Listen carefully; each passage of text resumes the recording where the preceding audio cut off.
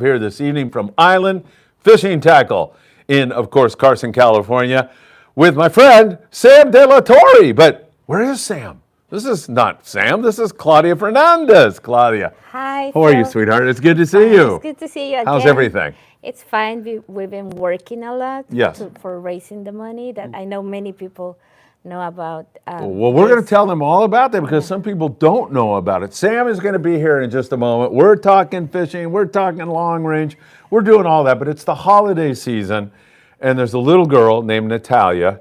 She lives in Mexicali, Mexico, and she could really use your help. In fact, somebody is here tonight to make a donation to you. I'm going to let them do that on camera. It's our very own Doug Tilk. Wow. And I say our very own Doug Tilk because I've kind of just co-opted him into... Oh, really? He's such a good guy. He's helped us so much, and believe me, we can use all the help we can get. Let's just talk briefly about what is going on with your niece, your brother's daughter.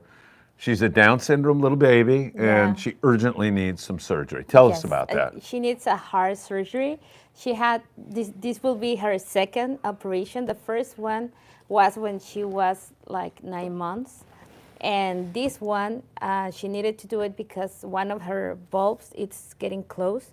So they need to operate it for her to have more opportunity to live. You know that syndrome Down kids, they have a lot of issues.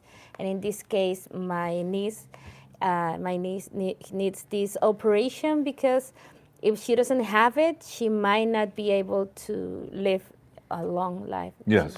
And that's really sad. She's in Mexico, and like I told you before, in Mexico we don't have this kind of organizations that helps with syndrome Down children. Yes. And or support, mentally support for parents, or like help in other ways. So that's why, like, first of all, I want to say thank you, Phil, because this is the second time that you are giving me the opportunity to reach your audience. And the first time, I want to say thank you to everyone who donates through GoFundMe.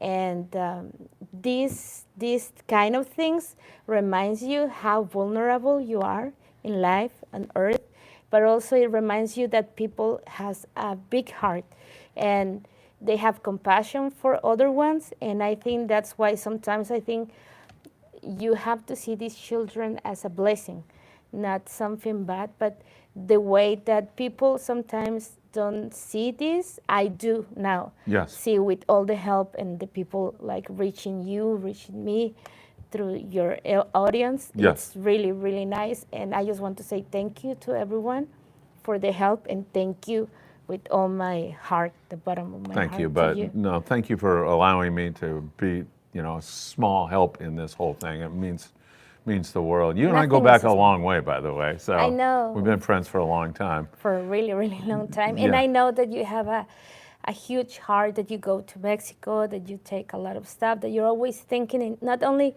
thinking on helping children over in Mexico, but also the people that you know, that it surround you, they know the great person that you are, that you're always trying to help. And that talks a lot of things good about you.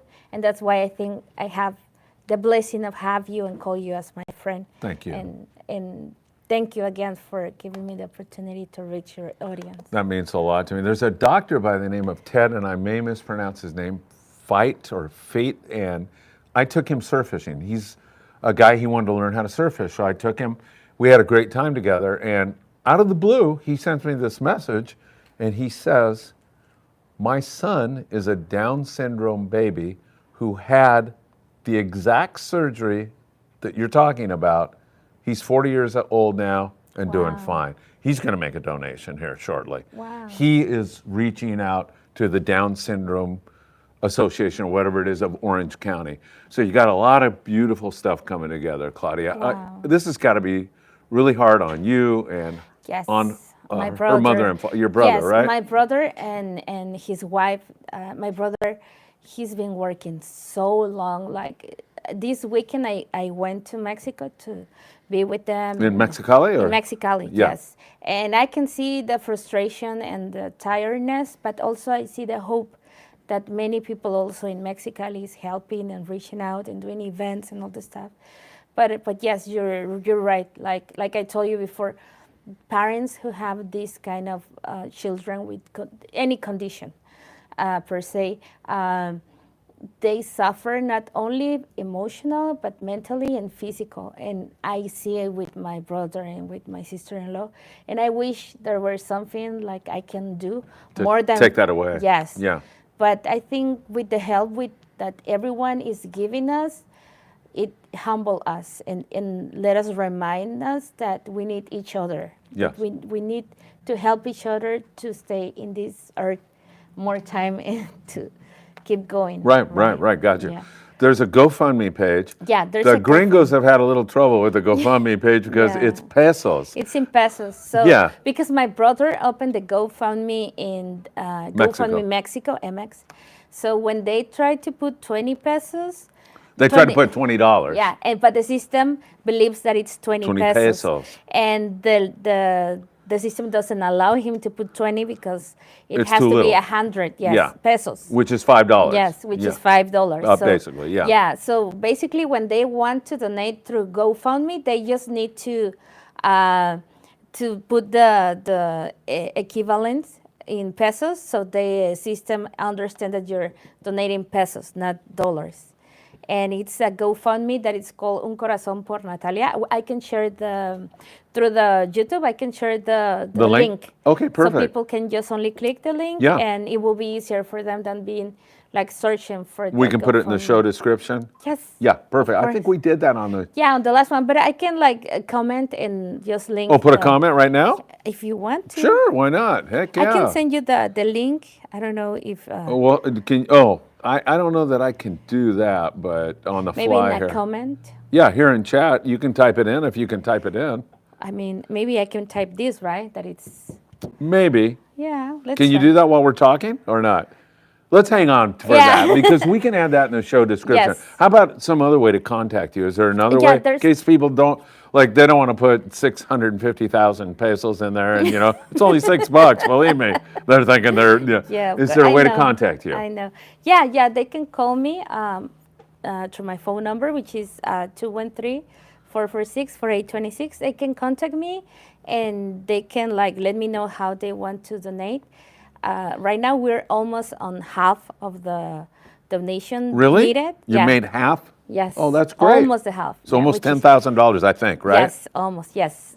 Wow. So that's why I'm telling you, I'm happy Yeah. because I know a lot of people is helping and I'm happy and also I'm stressed because of the operation because it's not only to gain the money but also when the operation gonna is do happening and all the process and the prayers that I need from everyone also and like many things that it's happening. But again, like thank you, Phil. Thank you to your audience. No. Thank You don't you have to to say that. everyone. Don't keep and saying really- that. No, It's- yeah, it's mine. because sometimes we receive and we don't say enough thank you. And I think that's really important to give also that thank you to all the people.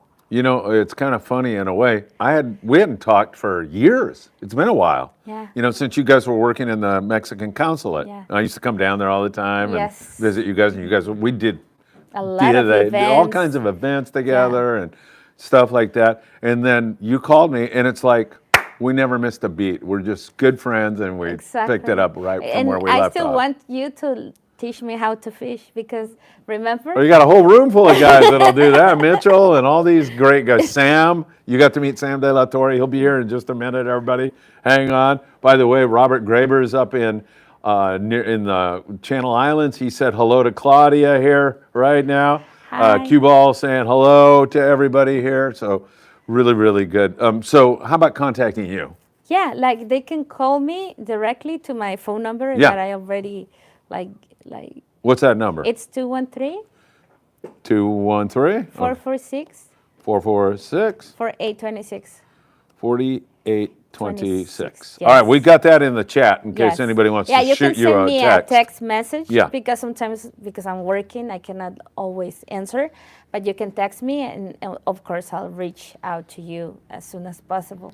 All so right. we can like talk and chat how All we right. can help. Thoughts and prayers are with you, but let's bring up Doug Tqckle. Let's let him come in here right now. I'm going to put a mic on him. I'm going to get out of the way. and I'll let him make a special presentation. By the way, Doug he doesn't like the fanfare of doing this. He doesn't do good things to get, but I insist that he do it. So too bad. Let me mic you up, and you can sit next to my dear friend Claudia. Bumping both of you guys out of them. Oh yeah, Sam, you're out of here for Doug. Hey man. Oh, there we go. Hey, don't scratch my new shirt. That's a nut. Hey, how do you like his sweatshirt? I love Pretty the nice, sweatshirt. right? Yes. You know, all I really want to say is we're privileged here in the United States to have like chalk, all these children's hospitals and stuff Yeah. where people can come and don't have to pay any money or anything. And they're fortunate that they live in the United States and we have this. Yes. And it's not the choice of who needs the surgery in Mexico, that they happen to be living in Mexico, where the government should really take care of kids like this. I'm with you totally. Yeah, yeah. Yes. So it's important to help people.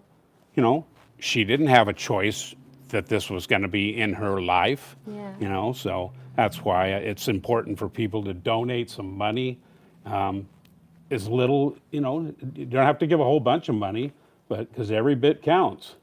So, I mean, when Phil told me and I watched the first podcast and everything, and I said, you know what, I can help, you know, so. Thank you so It much. won't cover for everything, but every dollar counts. Exactly. Just think if everybody that watches this podcast gave $1, Imagine it would that. add up so Yeah. fast. You Yes, know, so yes. it's just important. And you know what? I just decided that it was time for me to do something, and I'm going to present you with this. We won't say about how much No, it is or anything, but I wish that she has a surgery and she gets back to being a normal child and having fun.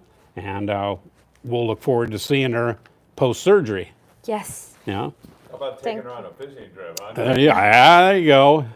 Yeah, that would be fun. Thank you Yeah. so Oh much. yeah, my pleasure. Thank you, know. and really, really. And I know you'll keep in contact with Phil and let us all know down the line. And I will bring her. That would Once be she's- awesome. She's operated Yeah. and she's out of everything. I will bring her here so you can meet her, how lively Great, she is. you know.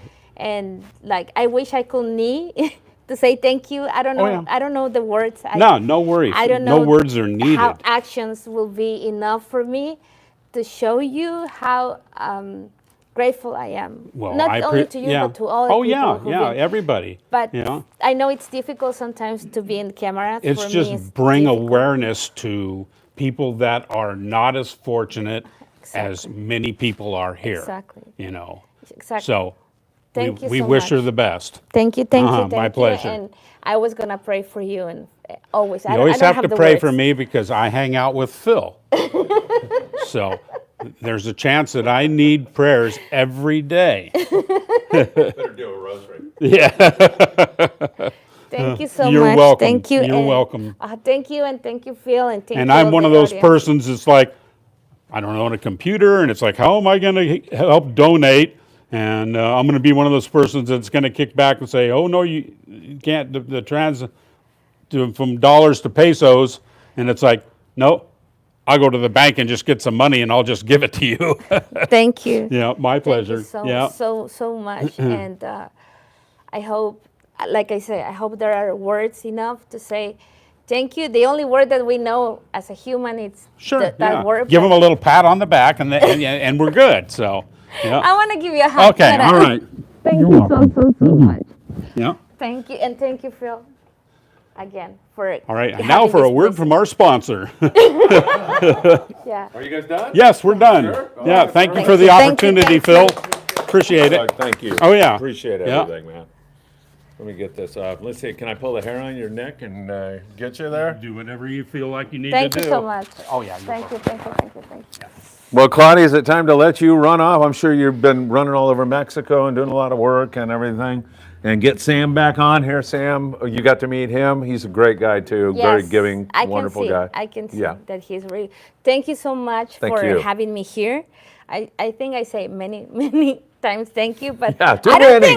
think it's enough. Like many. never it's enough, because people is really grateful, and it's showing the heart. And thank you for giving me this opportunity again. And if you can, please donate. If not, please just say a prayer for her operation, because I do understand as well that not everyone has the opportunity to donate, but also a prayer, it's really good for us. God bless you. Thank you, Phil. All right, Claudia. Best of luck to Natalia. I know everything's going to work out Yes, okay. yes. Yeah. Thank you so much. Thank you. I leave Sam. Yeah, to come hand him here. that microphone, and then we'll get you guys on your way. Doug, thank you one more time again. Yeah. Appreciate it. Claudia, thank you for being here. Feliz Navidad. Nos vemos. What's that? Oh, I don't need that. I can keep it though. All right, there you are, everybody. We can now get to the fishing part of our program during the holiday season. We thought we would do that. And are you going to hang out, Claudia, or are you going to get out of here?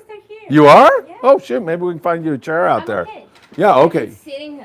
Okay, great. Great. Oh, thank you. Sam, thanks for allowing doing? Claudia to do this Oh, here man. and everything, man. Oh, That's yeah. a beautiful thing. You know, some stuff like that. Sometimes, you know, we're in the business of fishing, and not only business, but I guess in the pursuit of bringing fishing to people and things like that. And so that's our primary function of what we do this. Yeah. You know, and bring joy to people and stuff like that. But sometimes, you know, there's opportunity, and through your hard work of what you've created for the fishing industry, you know, you've created an audience, and you've created a captive audience that is kind of willing to help out in different ways. You know, you've done all this stuff for Mexico and things like that, and this is going to be one situation in which Claudia's niece is a direct contribution to somebody who is needing the help, like right now. Yes. You know, a lot of the stuff that you've done over the Yeah, last couple like- of years, you know, I mean, there's going to be people that are going to have a great time, you know, and feel really good and that kind of stuff. But it's not that urgent. Well, and even though, I mean, you know, in different ways, right? Yeah, I mean, right. So, but it's a little more anonymous, I guess. Yeah. You know, this is going to be a situation in which, you know, sometimes we wonder about, you know, we would, I guess, would not necessarily wonder, but we would maybe feel the urge to try to, you know, figure out more of a connection to what we're doing, you know, because you want to help people out, especially this time of year. You know, we tend to feel that way a little bit more, and, Yeah. and we give whenever we can, and different charities and things like that. But when you can give to somebody directly that needs it right now, it seems to have a little bit more impact. So, Yeah. you know, some of the things that we do and talk about and try to accomplish here is a little, kind of takes a second place to that. Yeah, it's almost like hard to transition I into. know, I know. That's what we're going to do right now. Yeah, But yeah. you're right; it makes the life of a child. It just, Yeah. I mean, nothing comes close to that. And just to kind of reiterate, and I think you guys are going to post about this, and Claudia was talking about this, but you know, when you do go to the GoFundMe page, to remember that it is in a pesos format, and so that if you wanted to give $5, it's like giving 100 pesos. So, you know, most guys are going to give more than $5 for sure. Yeah. But just kind of multiply it by that, you know. So I think most guys would give like 20 or 40 bucks. Yeah. So it sounds like you just multiply it by 40. Yeah. No, sorry, by 20. Sorry, by 20. So if you were to give, if you wanted to give, let's say, you know, 20 bucks, you know, multiply by 20, that's going to be 400 pesos. 400 pesos, Yeah. yeah. You know what I do? I just say, "Hey Siri, how many Yeah. Mexican pesos is $100?" And Yeah. boom, she pops it right So out. you just give, you know, 400 or 800 or something like that, and it sounds like a bunch of money, but it's really not that much. Yeah. You know, it's so for when you guys go on there, immediately kind of make that notation and maybe don't get confused and just put in 800, and that's going to be around 20 bucks, I guess, right? What is it? No, see, I'm all We're all messed up. screwed up. The gringos are having Yeah, trouble. yeah. with- I'll just put in 1,000, okay? 200 is $10. yeah. Yeah. So 800 would be $40. Yeah. Yeah. So 1,000. Just put in Yeah. 1,000. Put 1,000 Put pesos, 1,000 in pesos there. in there. It's not that much, man. Really. And if that doesn't sound good to you, send Claudia a text Yeah. or send me one. 657-227-6459. I'll get you with Claudia, and that'd Yeah. be great. Good stuff, Sam. Yeah, man. What a way to start. Yeah. All right, Claudia, and thanks again for being here. We love you, and we'll be praying for Natalia for sure. All right, hey, we did a lobster trip last night, and that was insanity on saw the that. I high saw some of the seas. clips, man. That's pretty cool. Well, you haven't seen anything yet. Well, let me yeah, tell yeah, you. I bet, I oh bet. my God, that was funny. You got Jason the cook. Yeah, that was kind of cool. Yeah. Yeah, He's working. He's nuts about lobster. Is he? Yes, I think he's romantically involved with the lobster. And then you got Mark Sonata, who lobster fishing is like about 1,400 on his list. Like on the top is throwing bait and watching bluefin explode, and on the way down. So the two of them together, man, it's hilarity on the high seas. We had so much fun on the Amigo last night. Limits of lobster. I'm on a roll now, Sam. All those windy, crummy trips that I had there that one year, and now I'm on an absolute roll. So we'll talk a little bit about that. Lots of people watching the show tonight. We'll talk more about what's going on long range. Why? I'm going down to see your buddy Diego Nuno tomorrow on the Royal Star. That's cool. Yeah. You gonna go down to Ensenada or?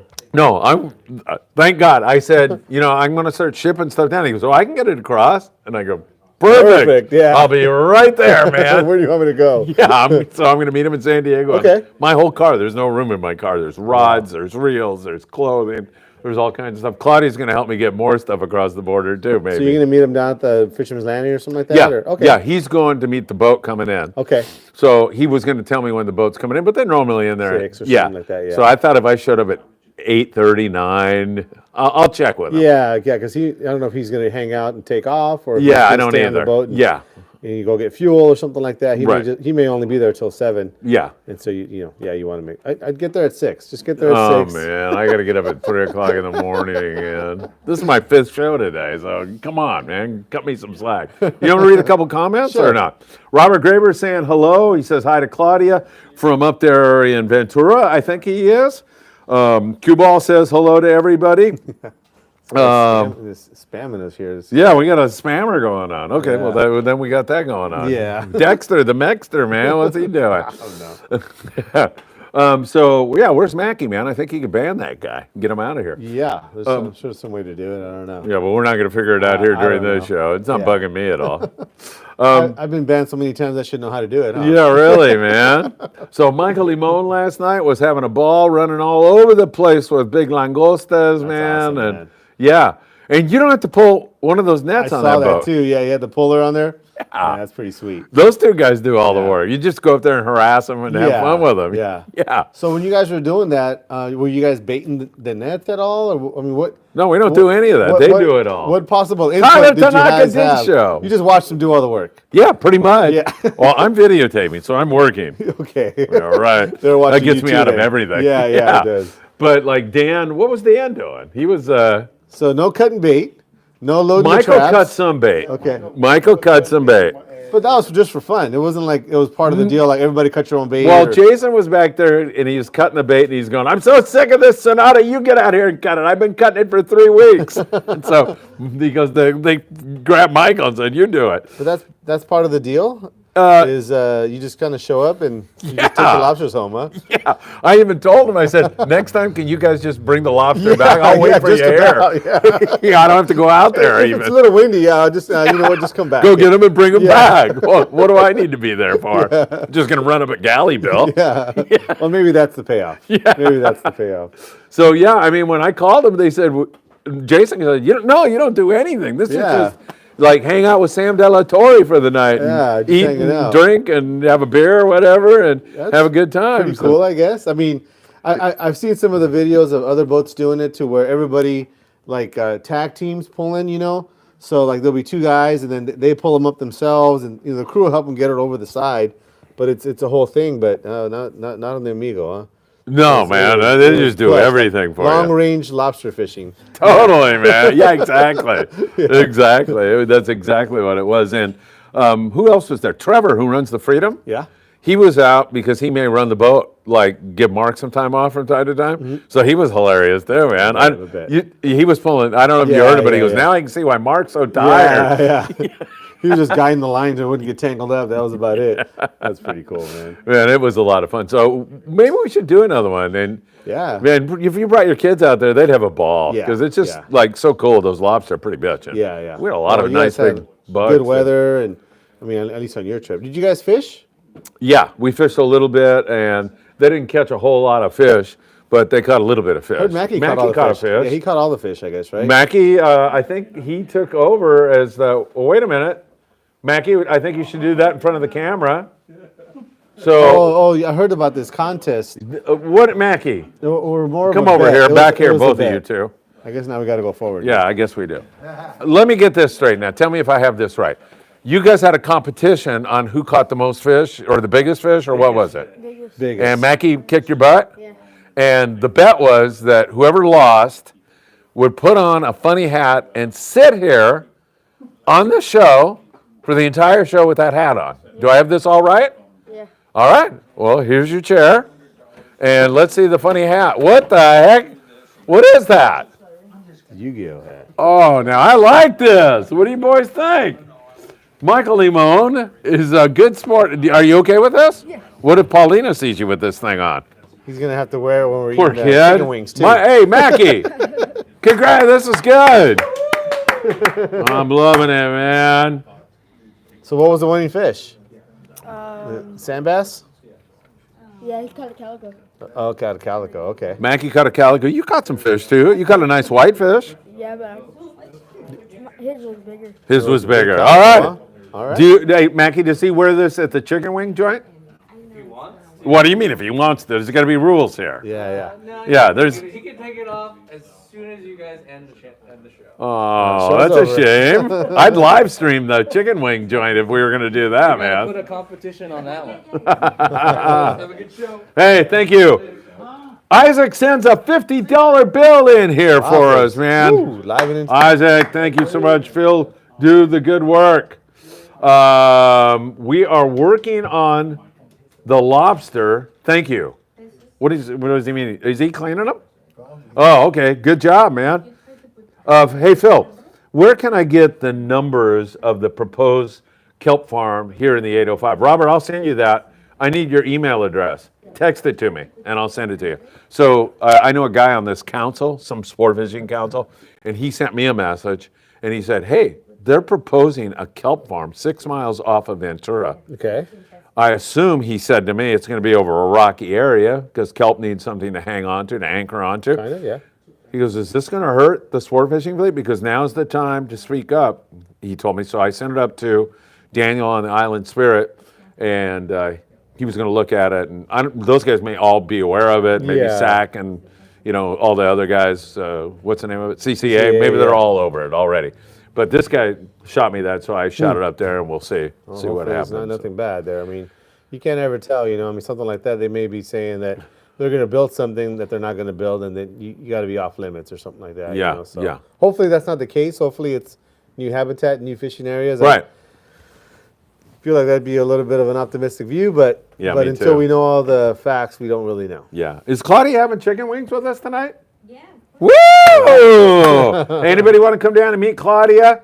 Because I know nobody wants to meet me. Come on down. What's the name of the place? SoCal Wings. SoCal Wings, Yeah, yeah. right here on Avalon Boulevard. Avalon Boulevard, yeah. Next to Island Fishing Tqckle.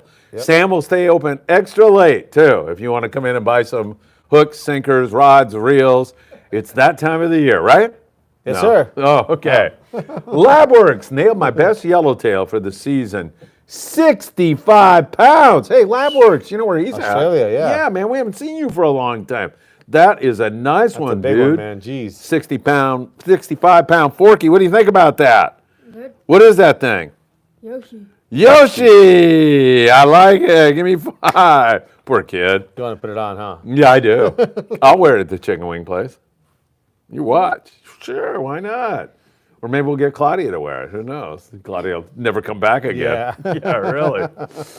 I thought you were my friend, Felipe.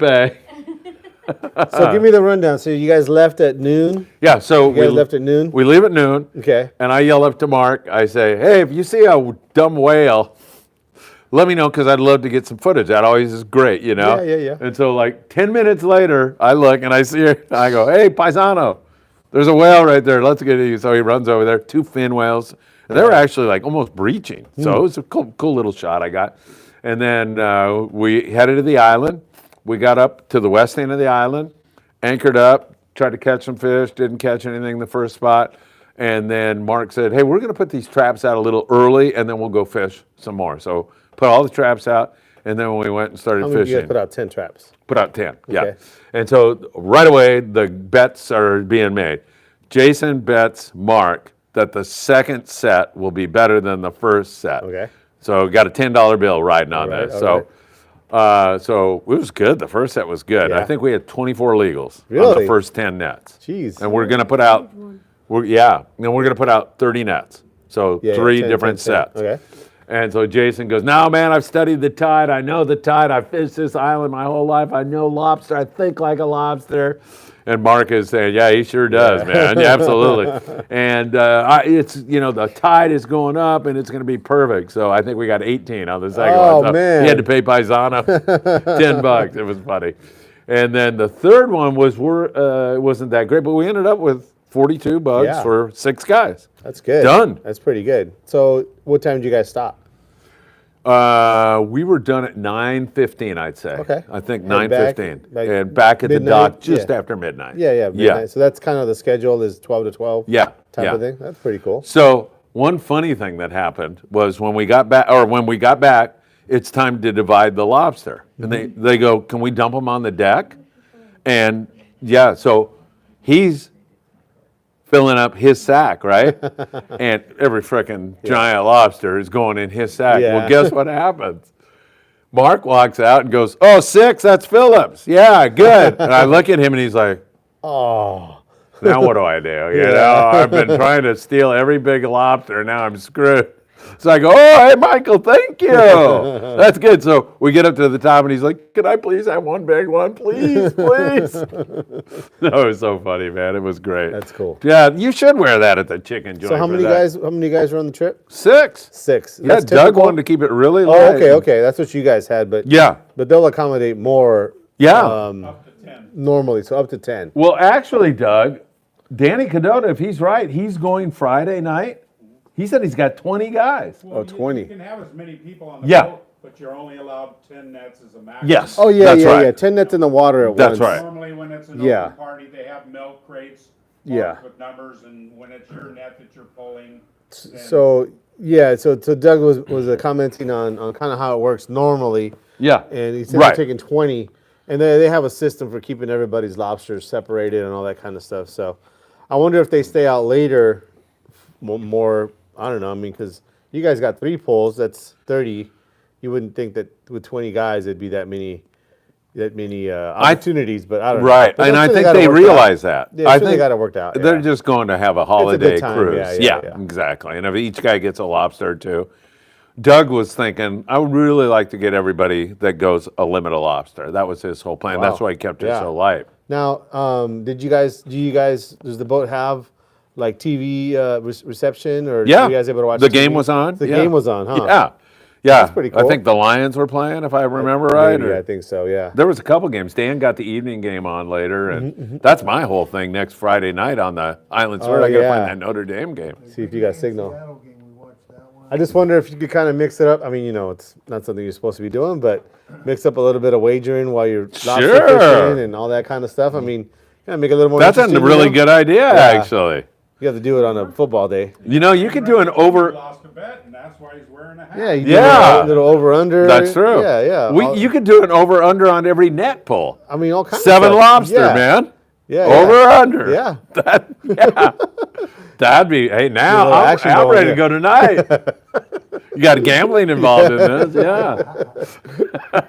Or you put 2 lobster on the deck and let them race. And you Could bet be. on the 4 lobster or Could the be, yeah. 6 horse. You know which Yeah, one? get creative, yeah. Which one do you want? Oh man, that's great. Yeah, you could do all that. Yeah. So yeah, we had reception. We could see the game and beautiful moon last night. I shot a photo of him. It's a great photo. He's just standing with these 2 giant bugs, and the moon and the light of the moon is just running right toward him. Oh, It's- man. it's Poetic. a beautiful shot. Huh? Don't forget about the food. Oh, yeah, Yeah, and the food was great, right? You want to comment about that? we had really good birria tacos. And Really good birria tacos, he said. Yeah. Yeah. Cool. and then we had consomme with it. I drank the Consomme. Yeah. and then I drank it, Okay. and then I got a big old headache, so I had to take Tylenol. What about the other one stuff we had? Oh yeah, we had burgers. Burgers. Who's cooking? Burgers? What Oh. the hell? I didn't see any burgers. I saw burgers. What? Was there burgers? Did somebody say something? Oh, you guys are talking about something else. Yeah, yeah, All yeah. right. So it was really good. Yeah. That's cool. Yeah, it was so great. you guys got back and you So guys you get gave back- up the lobsters and that's Yeah, cool, man. I went down, tried to sleep for an hour. Didn't really Yeah. sleep, but I went down, tried just a little bit. Wish I had a blanket because it was a little I cold. bet you it was a little cold. I'm in yeah. my shorts. I Yeah. remember I was like gonna put long pants on, and I'm like, he shows up in shorts. Dan also, so both him and I. And Gifford was there. Okay, Yeah, cool. Gifford was there. He had a good time. It seemed like, and it was. It doesn't seem like it'd be a good time. And also, I know what you're thinking, and I get it too. What am I thinking? Like, you're thinking that they're doing all the work. Why should you? I mean, it'd be nice to be involved a Yeah, little to have bit something more. else to do. Yeah, a little gambling or something. You watch the Yeah, games. there you go. I think you've come up with the answer now, man. Just start making bets on Yeah, you'd be everything, busy right? pulling nets or nothing. Yeah, you'd probably be in their way actually. Oh my God, too much. So it was fun. It was really a lot of fun. No question That's about pretty it. cool, man. And are they doing open parties? Yeah, they're doing some open parties. Uh-huh. They're getting a lot of charters. It's $2,200 for the boat for the night, Okay. and then you eat and you tip. What's and all the that price stuff. on an open party? You think? I don't know. You have to I check don't that know. out, Yeah, That's I have cool. no idea. Are they just running? Huh? 200 something. So they're- yeah for open party, Yeah. and then are they doing is it like a couple days a week, like scheduled that way, or is it every day, or? That's a good question. I think he's been chartered a lot. Yeah, So yeah. I don't think you're going to get out on a weekday bumping up against Christmas. I mean, you Yeah. might, but open party. So it's mostly charter business right now. But Okay. yeah, they're definitely open to that. And the Amigos phone number is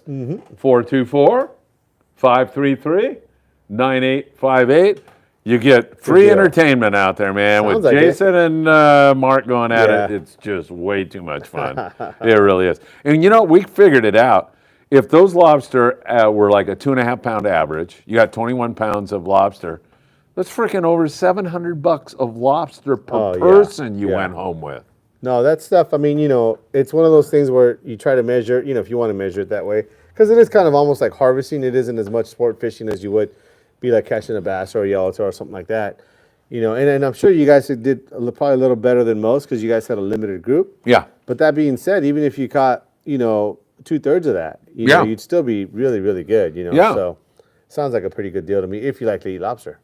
Yeah, I do. You don't like to eat So lobster? I'm just saying some people might not. But do you? Yeah. Yeah. That's good. Yeah.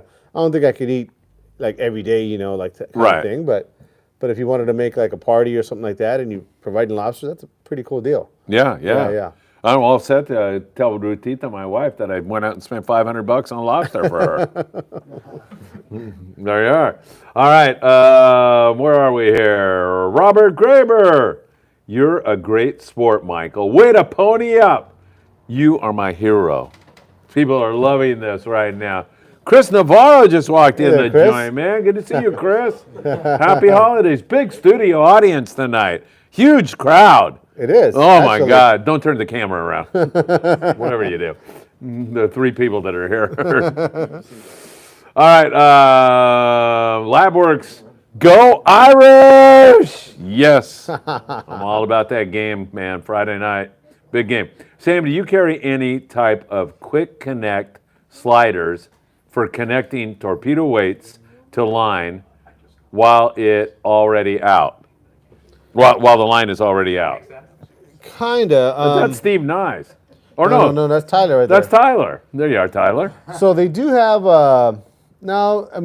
they do have a product that I think you put on your line afterward. It's a little spring kind of thing. I don't have those. I know they use them quite a bit, shark fishing and things like that. But no, I don't have those. We do have these other sinker slider deals, but those are going to be on your line already when you're rigging up. So no, I don't think I have exactly what you're talking about. I guess you could just take a snap swivel and kind of like put it over the line or something like that. But depending on how you're gonna use the weight, if you want it to slide all the way down to the bottom, like if you're shore fishing or something like that, it might be something different. What I do is I We're going to repeat the question for you here in a second. Heavy duty rubber band Uh-huh. after Hang the on, fly line everybody. bait is already out. Don't go anywhere. Then I found these little like Amazon plastic things, but they break off really easy. Okay. They wrap around the line, and then I click a torpedo. Hold weight on, to it. everybody. Sam's going to repeat It's this. like a sinker rig. Yeah, so this is basically the sinker rig that we were talking about on the show a couple weeks ago. about attaching a line to Yeah. your rig, further up the line, basically. I'm trying to find a better solution. Yeah, no, I think we were talking about, I was kind of mentioning that there's maybe a product out there. I know that in the freshwater, they do make kind of a bell-shaped type of clip that you probably couldn't use for that. I think that would probably work. I don't know the name of it off the top of my head. I've only seen it being done with a rubber band. Okay. But from what you're talking, well, in this case, the rubber band also what it's going to do is kind of going to keep it in place. Yeah, stops it. Yeah, so you'd have to figure out some way to keep it from sliding down to your hook. So this would be like like a little barrel. It'd be, that yeah, goes something down that would actually grab the line Exactly. would be kind of what And then it you're slides. talking about. Up the line, and then you tie a rubber band so it doesn't go down the line. Right. So yeah, what he's mentioning is kind of devices that we're going to allow it to maybe slide one way only. Yeah. No, I don't think I have anything like that. I think that's going to be something that you'll probably have to get a non-fishing item and kind of adapt it to that. But I'm sure there's a way to do it. By the way, I want to acknowledge some people who brought by toys yesterday before we departed. I made an announcement. You can bring by toys. Tyler Tanaka did not have a toy, Uh-oh. but he walked up and gave me cash Okay. to go buy toys. Tyler, thank you so very much. Yes, right? Hello, Tyler. Your grandmother. Who am I supposed to thank? What's your grandmother's name? Josie, Josie, what's her last name? Taryn, Josie Taryn. Josie Taryn, we want to thank you very much. Dave Giles, I think is his last name, brought down 4 huge bags of brand new toys. Wow. That we've already got on our way to Mexico, and some of it is out there. So really great stuff. And I think I'm leaving somebody else out.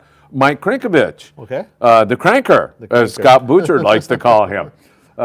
He brought by a bunch of toys. So. Jorge's friend. Andre, right? Andre, I think was his name also. Was that his name? Yeah, Andre. Thank you, Andre. Thank you, Dave. Thank you to your grandma. Thank you to all those people who brought all those toys. It's the Christmas spirit Yes, sir. manifesting here. It's great stuff.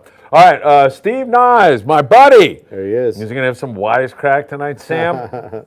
Have you gotten any new products or items back in stock? You got a new tackle box we're going to talk about also, or something, reel box. Products or items back in stock that we have been out of lately that people have been begging you for. I'm trying to think. Yeah, we got the new Talicas in. We got all the new Talicas that are available in, and so that's been one of those items. I don't know if people have been asking about them a whole lot. To be honest with you, they really were released earlier in the year. The smaller sizes, the bigger sizes were released kind of late in the year, kind of almost really more for next year.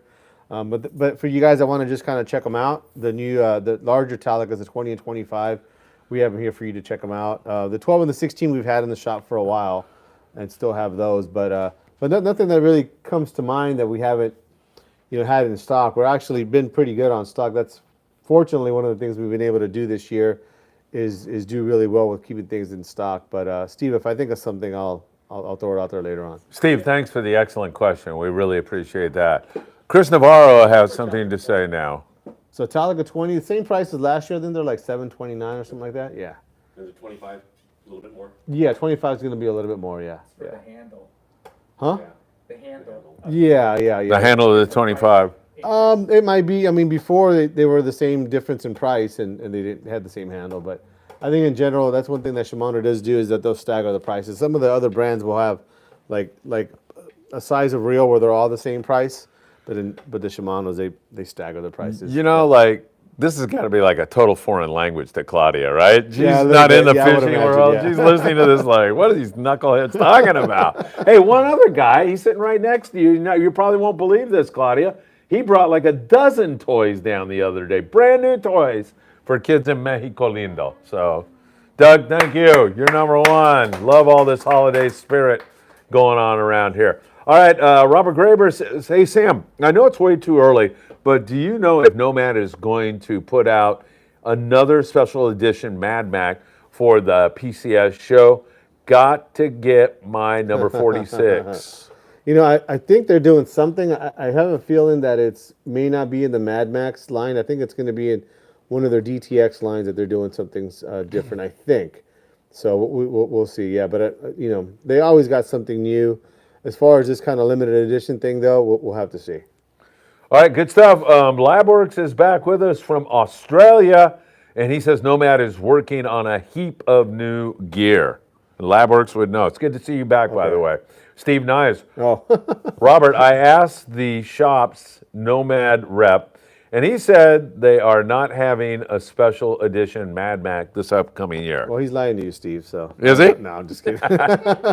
I'm not really sure. You know, yeah, that might have been something he mentioned before, and I might be wrong too. I don't remember exactly, but if not, I think we still have a few left from the last batch of limited edition. So we will be bringing those to the show, and for the guys that didn't have a chance to buy them this past shows, they'll have a chance this next shows. Excellent stuff. Steve Nye says you posted neck breakers. Yeah, that's a big one there, Steve. Thanks. You know, the neck breaker lead head from Moorbaits is something that everybody was out of for a while, especially the smaller sizes for inshore fishing. All the harbor fishing guys that use those lead heads quite a bit, and we have been completely out. Every size, every color, from like a 1/4 ounce to like maybe a 3/4 ounce, we were completely out. And we just got a new restock. I had posted that online a couple days ago. And yeah, already guys are coming in and cleaning this out in a couple colors. So for you guys that do that kind of fishing, have been waiting for that lead head to come in, you should come in and get them while we still got them. Patrick and Sarah Harnjack, I think in Utah now. I may have that wrong. I think you guys moved from Montana to Utah. Says hello. It's been a long time, Patrick. It's good to see you back. And Labwork says squid tracks. Yep. Well, those are not new for us, but maybe they're working on a new squid tracks or something. So Labworks, he's based out of Australia. That's where Nomad is at. So there's probably a chance that he sees things over there before other guys do. So our studio audience is getting bigger. Getting bigger Bob and bigger. Gibbard just walked in. Michael Limon is supposed to be sitting here with that hat on. That is illegal. Your time, it's like the soccer games. Don't they have like penalty time or something? Yeah. He's going to be over at the chicken wing place doing that. Yeah. All right. Patrick Harnjack says, what is the bag-looking thing hanging by those rods over Sam's right shoulder? It looks interesting. Yeah. He's talking about Oh, look at that. Very observant. Thank you, Patrick. Sam is going to bring it over right now. So for you guys, this is a Nomad brand jig bag, kind of specifically for knife jigs. We did a video on it. Yeah, we did. As far as organizing your knife jigs. Yeah. And this has been probably one of the most popular jig storage, item that we've ever had. Actually, we've sold, hundreds of these things. It's crazy, actually. And they do work really good. I use one myself, and they do even make an insert for it, so you can hold even more jigs. But to be honest with you, this thing holds so many as it is that you probably couldn't even lift it if it was full with the insert. But that's what that is there, Patrick. It is a knife jig organizer, knife jig wallet. Perfect. Hit that like button, everybody, or Sam and I will break into tears. Let me tell you that right now. And also go back, when this gets archived, go back to the very beginning and catch the segment I did with Claudia Fernandez, our special guest tonight. She needs your help. Actually, her niece, Natalia, needs your help. And Doug Tilk came to the rescue tonight. Doug, you are a prince of a man, no question about it. We're all going to be eating chicken wings together here in a little bit. All right, back to our question. What the hell? Wait a minute. Where are we here? Back up a bit right there. I read Scott's comment. Oh. What is this now? Oh, yeah, here we are. Tyler Yeah. Tanaka, right, who's sitting right here. Tyler, it's an honor to have you back with us, man. I'm so happy to see you here. Sam, he's really excited about eating chicken wings with us tonight. What a letdown that's going to be, let me tell you. I love it. Sam, do you carry Sunline products, mono and fluoro options? No, I don't carry the Sunline brand yet. They do have a couple of items that are kind of cool. They have some larger quantity packing of fluorocarbon. They have in-between sizes, like some 35-pound, I believe, and maybe some 45-pound. And so sometimes when you're trying to kind of slice that situation in which you're going to be, downsizing your line for some of that bluefin, it is nice to be able to have kind of like secondary options that are in between, like a 30 and a 40 or something like that. So they are some pretty good products. Also, their braid is kind of known for being super thin. And I think they just started making it in white, so that might be something that might kind of, prompt me into carrying it. But as of now, I just honestly don't have the room to add what they have. But we'll see as we go along. It might be something we add later on. You're saying there's a chance. I'm saying There's a chance. now, Yes. Darren Dohe at 310 Rodworks, he's one of their distributors. And so I have kind of special ordered it for a couple guys. So if anybody out there has been trying to get it and they, they don't have it at their local shop, or they just kind of want to get it from us, or from a local shop, then not everything that they have, because Sunline does have a big line of products, but most of the saltwater stuff we have, or he has, and I think some of the freshwater stuff too, but not everything, but he has quite a bit of it. So if you guys have more questions about that, or just kind of want to buy some of that stuff, I can get that for you. I've heard great things about the 35 pound. Oops, sorry. That's why. Yeah, Tyler was mentioning the 35-pound fluoro, and for sure that's it's just another size to have. When you're trying to get a bite and you're trying to not go too light, sometimes that 30-pound becomes kind of a situation where you're just like, man, I just don't want to go 30 because I don't want to hook a 100-pounder or something like that. And even though it's possible, maybe having that in between size sometimes will give you a little bit more advantage, a little bit more opportunity to pull a little harder. And so that's something to check out. All right, good stuff. Labworks says, Steve Nyes, he's addressing him. Nomad is designed here in Australia, and I have a friend that fishes for them. Wow. So he's got the inside track. Yeah. Scott Bucher deleted his message, but I saw it before he deleted it. I don't know if he was talking to you or what, but he said, hi, sweetie. Hi. He's talking to you for sure. You think? Yeah. I thought we were keeping that under the radar. That's why though. he deleted it. Boy, Scott, come on. I think Labworks also Rutita mentioned will get earlier, muy celosa. Labworks mentioned earlier that he's building a lot of rods. He had 30 a month or something like that. Who is? Labworks? Yeah, oh, wow. yeah. So that's pretty cool. I wonder what kind of rods he's building, if he's building popping rods or jigging rods or other kind of stuff. Scott Buchert has a question for you, and he says, what is the weird hat you're wearing? Should I explain it, or? I'll explain it. Scott, he was involved in a gambling fiasco on board the kid. We're going to get thrown away for contributing to the delinquency of a minor. He bet Mackie that he would catch more fish or bigger fish, one of those two, bigger fish, and Mackie won, and the bet was the guy that lost had to wear the hat during tonight's Tackle Shop Confessions. Yoshi, that's right. It's what? From Super Mario. Super Mario character. Did you know that? I did. Oh, good. Yoshi, you're up on your pop culture. I guess. I don't know if it's pop culture. It's kind of pop culture. Is it? Yeah. Yeah. All right. Very good. All right. Tyler, the Nomad jig bag is highly recommended. Tyler's a great student of all these kinds of things. I take his word to the bank. And the insert sleeve is a great addition as well. Yeah, it holds. I mean, you get a lot of jigs in here for sure. So it's one of those things that it's like anything else. When you start fishing, you end up with, a blue and white Tatty 45 and maybe a scrambled egg Tatty C, and you think, okay, well that's all I really need. And then next month you buy a couple more, and next month you buy a couple more. Before you know, you got 500 jigs. So, the knife jigs are exactly the same. You start with one, and then you get another. Before you know, you got so many of them. So you got to have a way to organize them, and this is probably the best way. Why do you think we have such a big audience tonight out here? Seriously, it's got to be Claudia, Chicken right? wings, man. That's Claudia, I'm saying. No, what's going on, man? We never get this big a crowd. It's the holidays, Good, man. man. It's the holidays. We're loving it. All right, Patrick Hornjack says, yeah, he moved to Utah. It's much warmer than Montana. It's a warm 29 degrees out tonight instead of 20 below we used to have in Montana. Woo! Brutal. Yeah, that is brutal, man. Game time at South Bend, Indiana will be 20 degrees, by the way. That's what they're forecasting. Scott Buchert now is back again. Hi, Sam. Hi, Phil. Hi, Michael. Hi, Dan. Hi. Left Claudia out. What a rat, I don't like that. Yeah, really. 310 Rodworks, Darren Dohe. Look forward to the Darren Dohe interview tomorrow. I did an interview with Darren today, and Dan said it was magnificent. My part was crappy, but he said Darren was great. Darren, it was good to see you today, and nice to talk about your trip on the Royal Polaris. That will air tomorrow at some time. Good evening, guys. Sunline has some really great products. We can provide Sam with whatever you might want or need. There you go. Yep. There you are. Darren Dohe had all kinds of positive things to say about you. He was lying. Was it? I don't know what he could have said.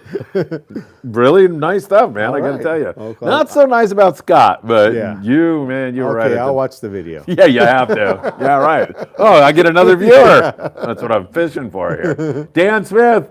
Dan, we love you, man. Dan at San Diego, California. Hello, Phil, Sam, Michael, Lobster Kid, Dan, and all you great folks of the Friedman Adventures family. Dan, love you. Thanks for joining us tonight. Isaac, Sam, any Torque 40 pin reels I think I'm going to upgrade, put it on my Christmas list. Yeah, we got them in. Actually, we just got restocked on them a couple weeks ago. But I think we have them both silver and gold. And yeah, that's an awesome reel. You know, on my 11-day trip, I got about a 180 pounder or so, something like that. I got it on that Torque 40, and that reel handled it pretty dang easily. So for you guys that are looking to have a kind of a medium duty, heavy duty reel, but in a super lightweight package, that Torque 40 narrow that's an awesome reel. It's an awesome reel. All right, good stuff. Michael Limon says, hi, Phil, Sam, and the Friedman Adventures family. Welcome, Claudia. Nice going, kid. Actually, Michael took Claudia for a tour through the whole Yeah. store, and she really appreciated that. Michael, good job, buddy. Appreciate you very much. All right, let's see. I skipped over you, so now we're down here to Raul Almaraz. Thank you, Raul, for being with us. Phil, Sam, good evening. Sam, do you know if Maxell Reels will be at the PCS show? You know, I don't. That's a good question. I'm pretty sure they're going to probably have somebody selling them there, but I don't know if they'll be there as a manufacturer. It seems like it'd be a pretty good idea. I know that guys are really kind of getting into them, and maybe even more guys that would want to talk to them and get some more info. But at the very least, I would say that you're going to see those first sale at the PCS show. You know, they're kind of a pricey reel. Those jigging reels. I don't know if you've seen them. They're Yeah. kind of like two-tone stuff. Those things are about $1,000 a piece. Are they? A lot of them are, Wow. yeah. But, you know, they are nice reels, you know, for as much as they cost and for as much as you think, well, it might be a niche item, when you turn the handle on them and feel them, they are pretty nice, you Yeah. know. I think the guys are really into them. I know some guys got like 5 or 6 of those things. Damn. Yeah, it's pretty crazy, yeah. Yeah. Are they that good? I mean, for what they're made to do, Yeah. they're almost, I mean, you know, I'm sure there's other things out there, but they're one of the better reels out there for sure, you know, and it's a pretty heavy duty. The internals, the way that they're made, kind of one of those things where they're simple but heavy duty inside, and it's a pretty nice reel, yeah. all right, perfect. I'll remind you all to go back to the beginning of this report. We have a very special guest tonight, Claudia Fernandez. Her niece needs some urgent heart surgery in Mexico. So please go back and listen to that. And there's another whole interview I did with Claudia not long ago, and she goes into greater detail. Reach out to her, reach out to me, reach out to Sam. I know would be happy to send you in the right direction, any of us. So we deeply appreciate it if you could do that. Sniper Gene. Sam, what's your favorite knot to connect a fluorocarbon leader to a mono top shot? You know, I don't do that as much anymore. You know, pretty much just go straight Spectra right to a fluorocarbon leader most of the time. But in the past, you know, using that cigar knot. Cigar knot's probably one of the easiest knots. It almost seems silly how easy it is. So if you look that up, the cigar knot, it almost seems like it's not real. I don't know if you've ever seen the description of that thing, but it works really good. And so if you're looking for a new knot or just want to try something, that cigar knot's a good one. All right, very good. Labworks back there in Australia says, Sam, I'm doing 30 rods 30 a a week, jigging and live Woo! bait rods. Man, he must have a team over there. 30 There's not- a week? Yeah, man. Either that or I don't know, he's a robot or something. That's a lot of rods, man. Yeah, no kidding. You know who's doing Good for some you. really nice work, and he credits you a lot for it, is Chuck Zimmer. Really? Man, he's got a rod that I I have want to see some of his work. I've seen one picture of one. It looked nice. really nice. He's got a rod that he wrapped for Paulina, the girl down in Mexico, that I have to take to her here pretty soon. Uh-oh, but you it's forgot it. beautiful, man. I was going to have Michael do it, but they broke up. So, yeah, his ex. So. You know, he's one of those guys that, Yeah, I know what you're going to say. yeah, you know how somebody can just draw? Yeah. You know, and Yes. when you were a kid, there was always a kid that could draw. Yes. He's kind of like the guy who could wrap rods. Yep. You know, he's taken to it so quickly. Yep. And I think part of it is just that he's just not afraid to try things, you know. Yep. I get a lot of guys that come through the shop and they're like, oh man, I'd like to learn how to wrap a rod. And they might buy some stuff. And 6 months later, you know, I'll kind of like ask, hey man, how's that rod coming along? Like, oh man, I never did it, or I'm not sure. I kind of want to get started. You know, they just kind of put it off. And some of the guys eventually, once they do it, they kind of figure it out and they get it. But he's not. He's the kind of guy that it's like, oh, I can figure this out, and he figures it out, and before you know it, he's like way past everybody. You're like, man, this guy's got it. So he's just one of those guys that knows how to make stuff, you know. And I seen the first rod he made, and I was like, man, this guy looks like, I think he's either lying, Yeah. you know, because looks like he's been making rods for 20 years. Yeah, you know? I swear to God. He's just a super talented guy. So And he's passing that on to his young son, Charlie. Yeah. I went by their house, and Charlie gives me a rod, and he goes, hey, I wrapped this rod, and it's beautiful. Yeah. Really, really That's so good. cool, man. That is cool. Doug Kilk. Kilk. Scott Buchert says, hi, Doug Kilk. Or Kilt. Kilt. Sorry, there you are. James Greenlair.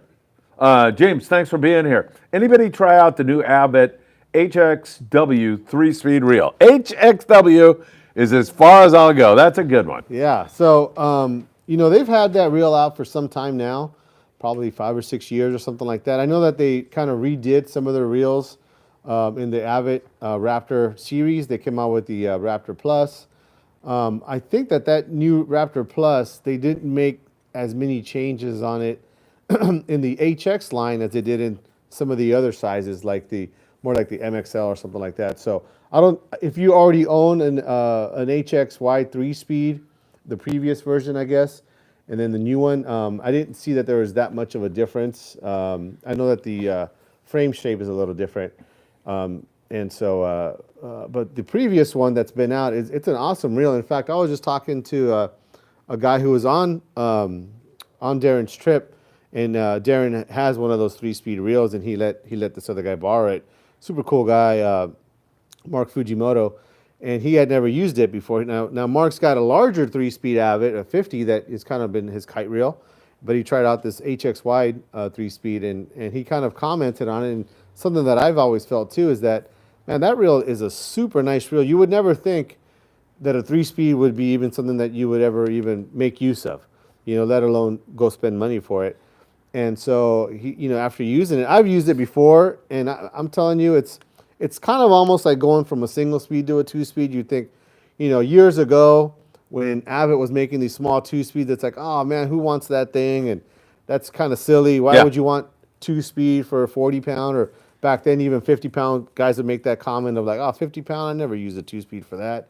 And even 40-pound and even less than that, obviously they'd say no, no, and no. And now a 2-speed is, you know, a pretty common feature on any reel that you would fish, you know, even 30-pound, even 25-pound maybe at times.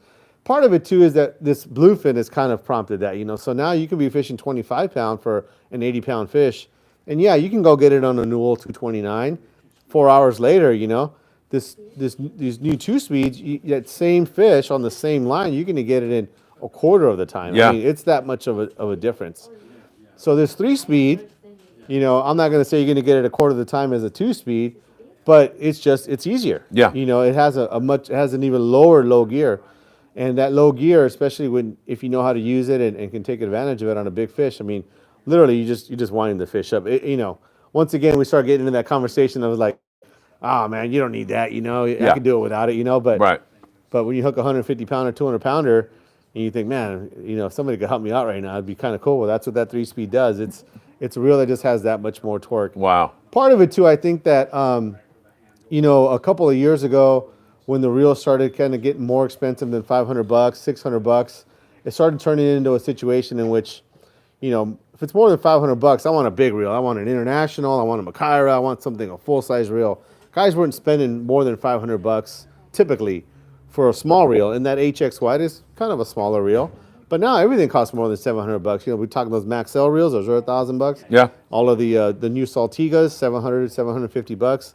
You know, the Talicas in a comparable size, $730, $750. So, to me, for you guys that haven't, you know, checked one out or put your hands on one, if you're looking for a big reel for next year, you should consider that HXY 3-speed. I mean, they're all great. You know, the Talica's great, the Macaira's great, all of them are great. This Fathom 40 is great, but I think that HX wide is one that guys just don't consider. Yeah. So you should check it out. All right, Hold on, David. you had a question. Yeah, The audience. Tyler. Oh, the audience, our studio audience. The third bird speed Uh-huh. is sub 1-to-1? No. So Repeat that question. So Tyler was asking what the speeds were on it. So normally, the HX is going to have a 5-to-1 and a 2-to-1.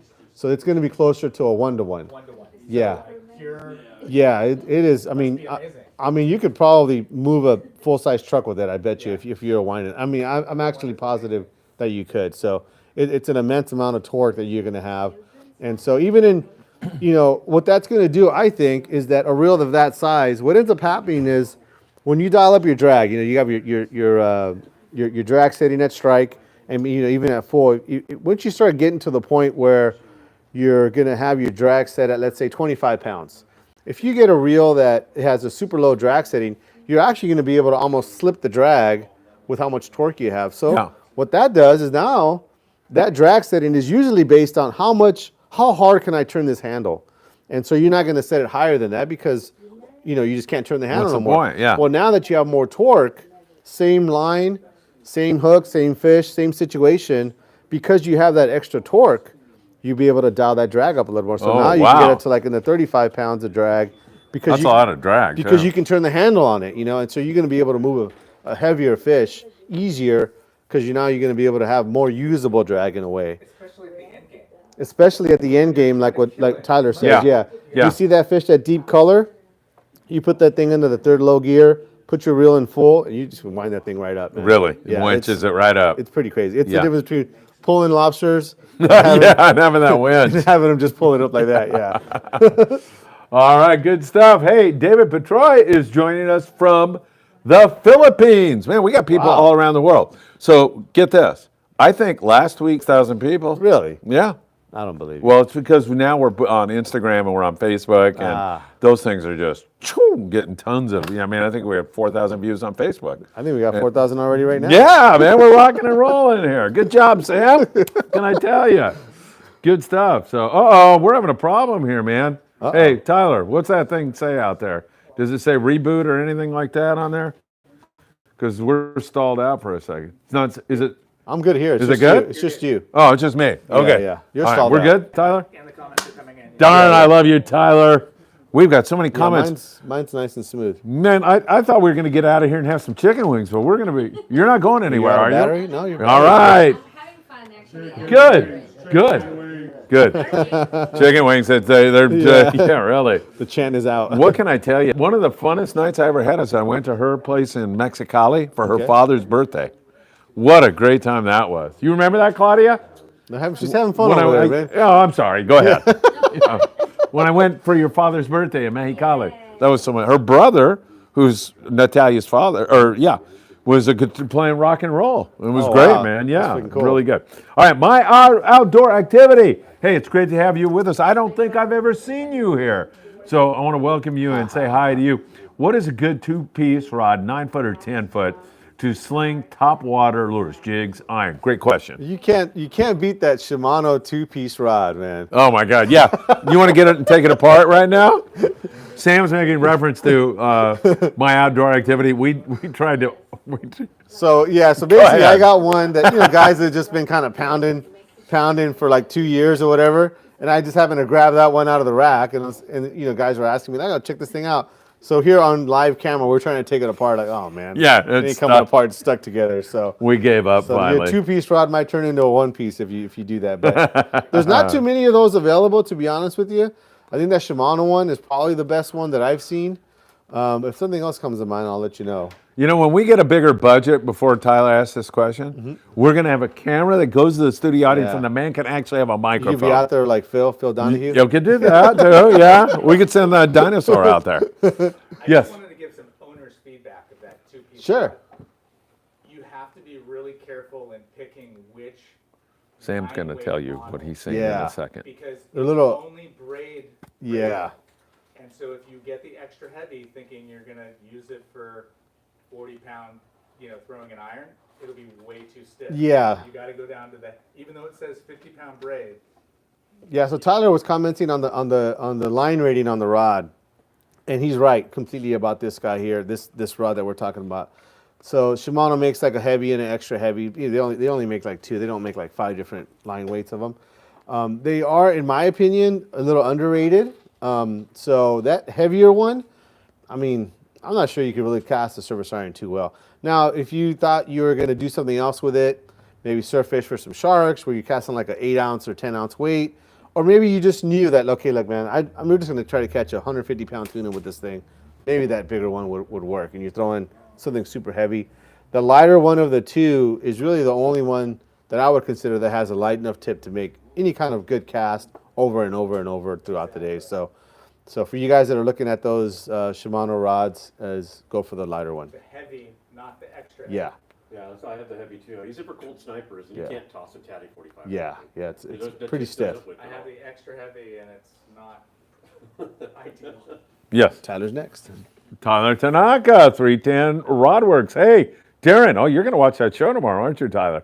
I'll DM you on IG, on Instagram, for a list and find out what your rod backlog and time frame would be for a jig stick. There you go. There you are, man. Cool. Darren Dohe. So for you guys that don't know, Darren 310 Rodworks also builds custom rods. So he produces, I guess you'd consider it a factory rod, meaning a built rod. We carry some of the rods here.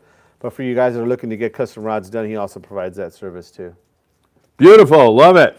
Dan Smith says, hello, Claudia. Dan's a great guy. Dan in San Diego, California. Tony Gonzalez says, good evening, guys. Sam, will you be having some Kraken 500 from Pissin Fun? Tony, I don't know. I think that Piston Fun brand is kind of more of a Amazon brand. I don't really think they've really gone to a retail type of thing. It sounds like it'd be easy, but you got to remember too is that they would have to have service centers and parts available and things like that. That's not something I think that they're have set up yet. But maybe they got something like that in the works. If they were to have that type of customer support, I'd be more than willing to carry them. Man, I'll tell you right now, but the name is much fun to say. Yeah. Pissin Fun. Do you have fun when you? Oh, I can't say that Yeah. but Let's Pissin move on. Fun. What's the next question Oh, okay, there? sorry. Patrick Harnjack, is there a big difference in the internals of a Penn Fathom compared to the Torque? Like, what would the exact, I don't know why you're laughing, difference be for a 40 Fathom 40 versus a Penn Torque 40? So there isn't a lot of differences, to be honest with you. A lot of it's going to be the frame, as far as how it's manufactured. That's going to be probably the largest difference. I know that there is one other small difference, and I don't know it off the top of my head. But Patrick, I will say that the largest difference between the two, and usually people will ask because the Torque costs twice as much. So they're like, okay, well, what am I paying for? Yeah. You're paying for that it's U.S. made. That's what you're paying for, to be honest with you. That's why I own it. It does cost a lot more. I do like it. I've caught a lot of big fish with it. But how many big fish have been caught with a Fathom 40? Millions. Yeah. So I'm never going to be the guy that's going to say, well, you're going to be sorry if you buy that Fathom. It's no good. You got to go with the Torque. It's just not the case. Yeah. And some of the brands, they're kind of mid-level or reel, may have a lot of differences, in comfort or feel or even build quality. In this case, it's just not. So Penn does have other lines that are even lower than the Fathom, and I can make a case there, like, maybe that reel is not really what you're looking for. Maybe it has the same line capacity. It might have other things that are similar to a higher line reel, and it's just nowhere as good. Like they have a Squall, which is a very nice reel, graphite body reel, but it doesn't compare to an International. So it doesn't have quite that kind of difference that you would go from the Torque to the Fathom than you would like from a Squall to an International. Gotcha. And so for you guys that are looking to just on a bang for the buck kind of approach, there's no doubt about it. The Fathom is going to be more bang for the buck because it's way less buck. Yeah. But and they're very dependable, they're right? very dependable. My opinion on it is I just prefer to buy the American-made reel, and that's why I have it. All right, perfect. Michael Limon, Sam, do you have any micro jigs? I do. That's a growing category. I mean, it's not something that I, kind of got into at the beginning. There was a lot of other shops that were carrying more of them. But basically, it's a mini knife jig. These things are 10 grams to 20 grams. That's kind of what you would consider the micro category size. But I mean, these things are tiny. You would look at them and you think, oh man, that thing looks like about a size of a 1/2 ounce, torpedo sinker is what it is. But those things work, especially in the wintertime where the bass around the docks are not really leaving that structure too much. They're kind of staying close to those dock pilings and things like that. It seems like that's where those micro jigs worked, and they must work really good because we sell tons of them. And the kids who are using them, the guys who are using them, are guys that fish a lot, so their time is pretty valuable. They go out there and they're going to take. They can only take so much. They're not going to be going on a 2-day trip where you got 2 tackle boxes, 3 tackle bags, and a whole bunch of stuff. They can only usually take what they can fit in their pockets because where they park and where they fish might be half a mile away at times. They're having to walk, maybe jump over a fence or two they're not supposed to be going over, things like that. So they're just not carrying as much tackle, and so they only carry what they can use, that night. And so these micro jigs, I mean, we sell a lot of them. Yeah, I know what you were going to say.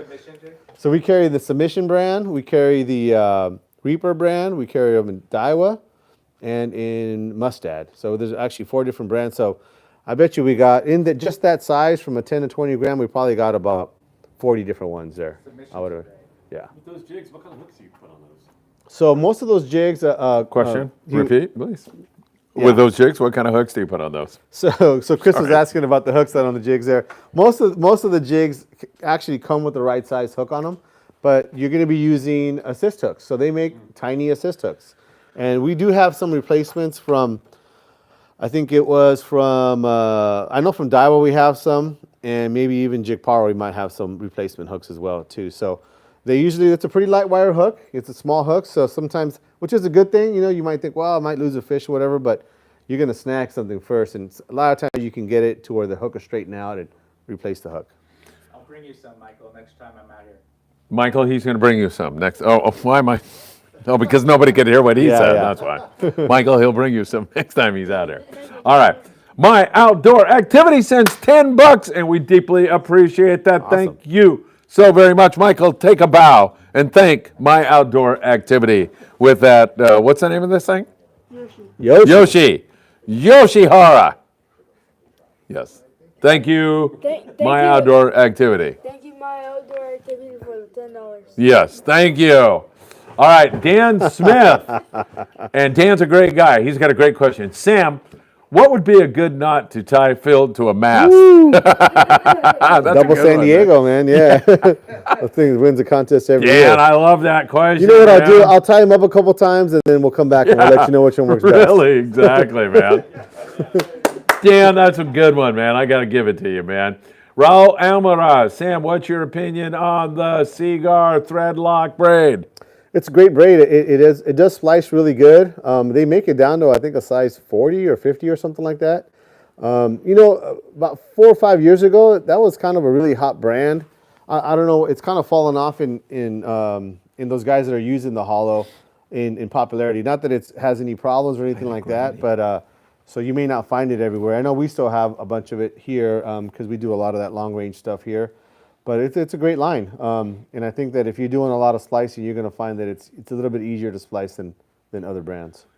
My Outdoor Activity again, and you can ask all the questions you want for your generosity, anytime, anywhere. Even if it's the same question. Yeah, I just keep it coming, man. I don't even care.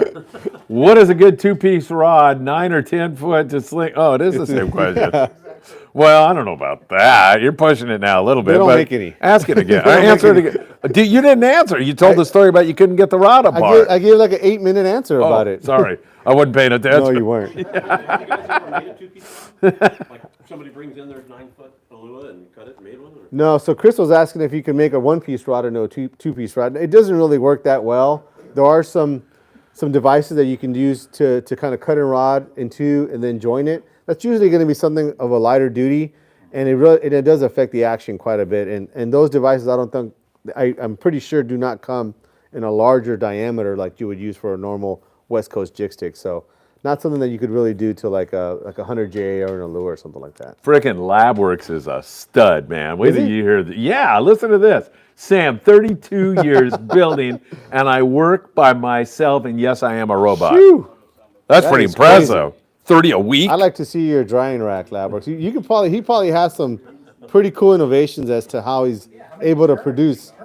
Yeah, that'd be pretty cool, man. So If you ever have a chance to send me some pictures, I'd like to see that your setup because you're building that many rods at once. It's not something you just kind of buy off the rack. At least the equipment that you would use. So it's kind of cool. Show right there.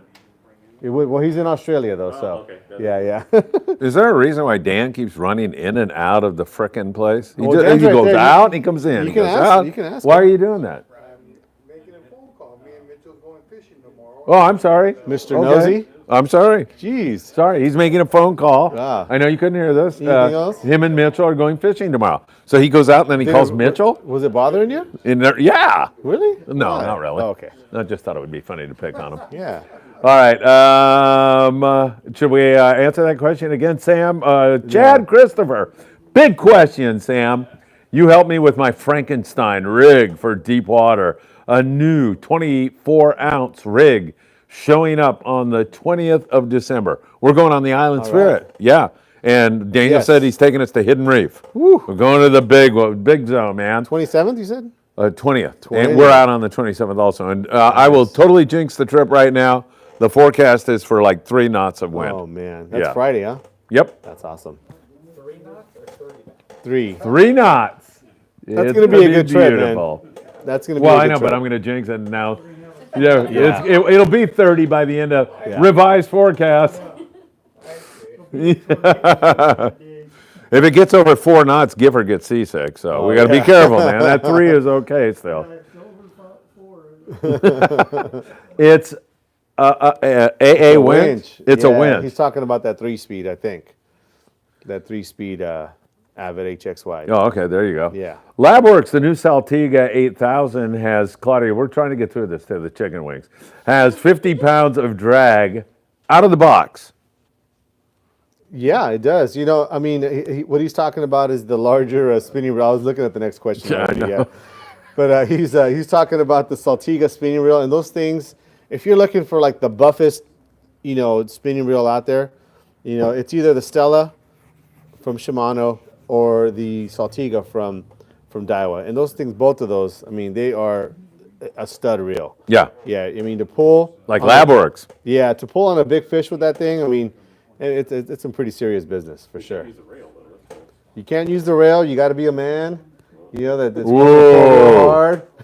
I've tried it. I've failed many times, so that's why I stick to the little reels. Yeah. All right, back to our friend Darren Dohe, 310 Rodworks. Everything Sam has said about the HXW 3-speed is 100% factual. We fished mine straight out of the box with incredible results. What a commercial this is, man. And there are people like Dave Roche, Big Dave, that can even provide upgrades. Yeah. So Dave can do that. Dave Rocky, he's here. Why can't you locally. do it? He's here locally. He's a machinist. Oh, okay. So he has a machine shop. Gotcha. Yeah, that's why. That explains Anything it. else you'd like to know? No. All right, I'll give you an answer. That'll do it. So he actually does an upgrade where you can dial the drag up even more. Uh-huh. Because that reel has so much cranking power, and we were just talking about you can just dial the drag up more and more, man. He upgrades them to do that. I don't know how much it is, but the guys that I know that have done it, they do it again. All right, good. What was that? You're exhaling like Yeah. you sounded weird. Yeah. There's a lot of questions here still. All right, Steve Nyes is making fun of Ed because I know that's the nickname for Yes. Ed. Stinky P landed that 234-pound bluefin tuna on the Indy trip. Oh, the boat's 3-speed, on the boat's 3-speed Avid reel. He said he could not move the fish until he went into the lowest gear. Is that what you saw? That was when you were sleeping, I think, right? No, I was there. Oh, you were there? Did I videotape? Yeah, no, Yeah. I got that whole thing. Okay. Yeah, I did. I got No, everything. he's probably right, man. That's That- why the video's not finished. Yeah, that's I got pretty sweet. We'll never see. 650,000. You've seen it. Christmas. We'll never see it. Christmas. Of what year? That's the over-under. Yeah, right. That's the over-under on that video. Darren Dohe tomorrow. Lobster video tomorrow. And I'm going to be in San Diego at the same time, Yeah, man. there's a lot of excuses why you're 5 not gonna get shows it done. today. I know. You got. I'm going to wear that hat and check Lined up. myself into some insane asylum here pretty soon. What was I going to say? Oh, Christmas. That's the over-under. It's never gonna happen. Yeah, it's going to happen. No way. I'm telling you. Trust me, everybody. Nobody trusts him. You know, what with the new Mission Impossible movie with Tom Cruise. Trust me, just one more time. All right. Oh no, my outdoor activity. Yes, you have seen me before. Look at my icon. My first tuna on July 4th. Oh yeah, okay, very good. Thank you so much. It's great to see you back here again. You're here quite often. I don't know what to say anymore. Axel Ram 5510. Sam, speaking of the HXW, the lugs on those reels don't seem to fit the trolling straps on the boats. Do you have a solution for me? Thanks and Feliz Navidad. Yeah, you're right. They are a little bit on the narrow side. I don't remember if Avid makes like a replacement lug that has a little bit more room, but they might. Another thing you might consider is, even though the ones I know I have here wouldn't do it, but there might be a trolling strap that has a more slender clip that might work with that. And then you might have to bring that with you when it's your turn to troll. Although most guys are not using that one for trolling, it's kind of more of a jig reel or a live bait reel. But I understand what you're talking about. I'll have to look into it a little bit further, see if there's a trolling strap that just has smaller, more slender clips that would work with it. All right, very good. Sounds good. And Dan Lightfoot says, smash that like button. Thank you, Dan. We really appreciate that very much. Hit that like button. Go back to the beginning of this video and meet Claudia Fernandez. She really needs your help. Her niece needs some much needed heart surgery. We deeply appreciate the Friedman Adventures family coming together for that. Labworks, get some of the Nomad Gypsy micros. Sam has run over. He's grabbing a rod. Is it the two-piece? Keep going. Oh, okay. I'm going to keep going. Yeah, but what if it's a question that's like a technical question? Okay, I got you know, you. I can't answer it. Oh, you can answer it from over there. All right. Okay. My outdoor activity. What model Shimano? Oh, is this it? Yes, it is. Are you going to try to break it and put it in two? So it's going to be the Terramar series here. You can't really read it there, but anyways, it's Damn, this guy's good. Terramar series, two-piece Whoa! jig rod. Oh, you fixed it. How'd you do that? WD-40? Do what? It just came apart. Yeah, that's how they work. Yeah, it's a two-piece rod. When you want to take it apart, Isn't you that pull the it one you apart. struggled with last time? What are you talking about? I don't know what you're talking about. So this is what they look like here. So it's a two-piece here. So it's going to be the Shimano Terramar, and you're basically going to see it noted as most likely a TMC 100 XH or H or a 900. It was way better when that 90. thing was stuck. I'm sorry, by a the way. 90 H or XH. I know. That's why I went over there And tested and it. tested it first. Yes. That's not good, man. We want live TV. Fool me once. What is it? How's it go? To get mine apart, mine was stuck. I had to go get ice packs. And I just basically wrapped them up, put a line around it, ice packs in it. Chris Navarro got Chris ice Navarro, packs. He has a solution for that. So Yes, I'll ice try packs. that. I might try that. You put those what on your elbow or? Oh, I normally use it for my back, but All right, very good. Where are we now? Halibut man. Oh, okay, Halibut man. He's sitting right here, Mitchell, who happens to be Michael's mentor and a super great guy. Damn, do you have OCT, One Cool Tuna, CNC irons or jigs? Jeff, the owner, is a great guy, really putting in the work to perfect the iron. You have I that? don't have the OCT jigs. It is a jig that I'll probably bring in this next year. I just started carrying a few of the CNC jigs here in the shop. And so I think we have the ones from Big Iron and the ones from Meekster Irons. But you're right, those OCT jigs were kind of like the original CNC jigs. They are a little bit on the pricier side, so I think it's a little bit of sticker shock when people see the price. But I will say I've seen them in action, and they do work really, really good. Excellent question. And Mitchell has another question. He wants to know your opinion on reels built by Cal's Custom. They're great. Certain model reels are going to need them more than others. He's kind of known for the two-speeding of reels. He was kind of one of the first guys to ever offer that option on international reels to be able to go from a one-speed to a two-speed. Now, obviously, they all come two-speed. That Torque 40 that I have, actually, he did work on that, and it's a really, really good work on it. What it's going to do, sometimes it's one of those things in which the balance and blueprint work that he does, the machine work that he does, is something that offers a better performance of the reel. I wouldn't say it's something that he's fixing or that he's taking a reel that doesn't work and now it works. It's not really the case. He's making a reel that works really good. even making it a little bit better. So, in my opinion, if you're looking for that little bit of an edge, or you just want to make your reel feel a little bit better, I'd have it done. And I have a couple here in the shop if you want to kind of check the difference. It's definitely a feel thing. You know, I couldn't really tell you. You know, it's not like he makes it like, you know, a pound lighter, you know, something of that measuring. It's kind of really more of a feel. And I don't know exactly, I couldn't tell you exactly what he does by dimension, but I will tell you that when you feel one, you can feel the difference. All right, very good. Isaac says, laughing out loud, Dan, fishing Phil. You should go. LOL. You should. Yeah, I agree. Are you going to go? Me, I can't. Why not? I'm not really sure. I'll figure it out. Tyler Tanaka, who's sitting right here. Tyler, if you want to get some chicken wings, you better lay off the questions out there. No, just kidding. I'm just kidding. Keep it coming. Keep it coming. You know I'm messing with you. Sam, with it being 300 plus foot depth regulations for rockfish, what rod is a good match for a Shimano Beastmaster? Now, the Beastmaster, Tyler, are you talking about the 9,000, the big one? Or the 12,000. The bigger. Maybe 12,000 is only in Japan. So 9,000. Yeah. So he's talking about it's a larger reel. Now that reel there is of the larger variety. Something that we were probably, to be honest, you only use out of the rod holder. So you're going to be using some kind of bent butt reel. A lot of the guys that are using that reel are using it for tuna fishing or swordfish fishing. So what they'll probably do is either get a stiffer rod for tuna fishing or a little bit lighter rod for swordfish fishing, and just use that same rod for rock cod fishing. I don't think they're going to get a separate rod for that reel specifically. A lot of the guys that are doing most of the rock cod fishing are using a little bit lighter rod, a reel, a smaller reel like a 500 size or something like that. There's actually not that many sizes that are distributed to the U.S., but there are some. Daiwa still brings one over in the 500 size. And when you're going to go to that size reel, which is I think a good size for using it stand up, you can go with. Personally, I would go with something in like a 7.5 foot or 8 foot. A rod, like even rated 20 to 50, it's going to feel like a regular live bait rod, and you're going to want to have that just for sensitivity.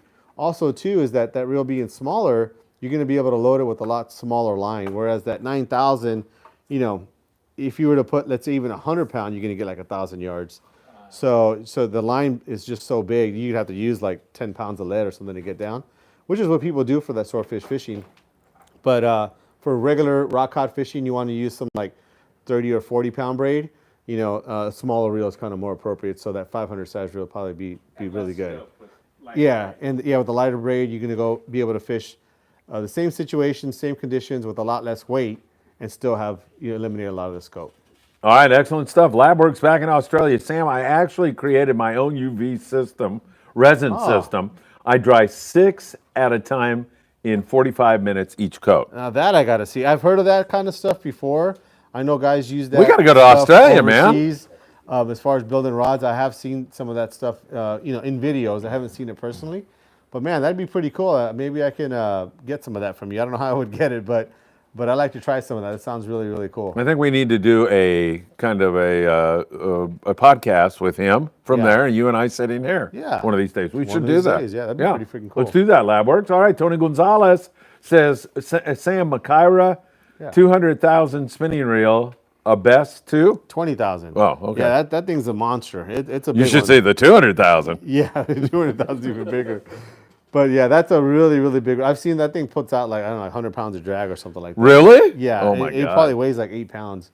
But one of the gentlemen that's on our 11 day, he has one because he wants to catch a big tuna on it. I mean, and that reel would handle it. It holds like 800 yards of 80 pound or something. I don't know. It holds a lot of line. Steve Nye says, once Phil's albacore predictions hit, we might consider trusting him on anything he says. Exactly. That's Oh, what I'm you like thinking. that, Yeah, huh? You yeah. dirty rat. My outdoor activity is a gentleman and says, thank you for everything you've done. He sent a $10 bill. This guy, I like this guy. Pretty good I guy. really do like this guy. Mackie retracted a message. Let me just, we'll go to Isaac. Scott is still waiting for the 8-day trip video, Phil. Maybe after the new year, question mark. Christmas. Maybe. Christmas. It's a big maybe. That's the over and under, Yeah. Isaac. Christmas. Next year. Just trust me, just one more time. Scott Buchard. Michael. He saw it. Michael? Come here. He's busy. Oh, what are you doing? He's in the Oh, restroom. I don't want to hear about it. Yeah, you're good. Michael, get off your phone, pay attention, and stop texting your damn girlfriend. Boy, it's just silent in here. He's in the restroom. Oh, Yeah, yeah. Discipline. all right, very good. Scott Buchert. Scott Buchert chewed you out, Michael. What is that? He said, quit texting your girlfriend during the show and pay attention. Not texting nobody. Oh, he's not texting anybody. All right, let's go back to the show here. And Scott Buchert says, my new roommate will be Michael Cranker on the 8-day. Oh, he's going to room up with Michael. You guys doing the 8-day in May?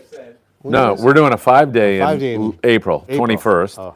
and then an 8-day November again. 5 days full? I don't know. It's like half full, I think. Okay. Yeah, it's getting there fast. It's much better Now, than is last. that tuna still down there?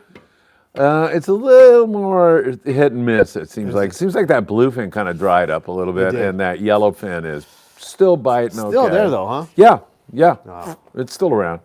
Some of those guys are still hitting it. Who had a good hit on that the other day? I forget. Maybe the Royal Polaris, I think, or one of those guys. Yeah, they were like did. on a long trip, I think. Yeah. Yeah. Yeah, and they hit it on the way down.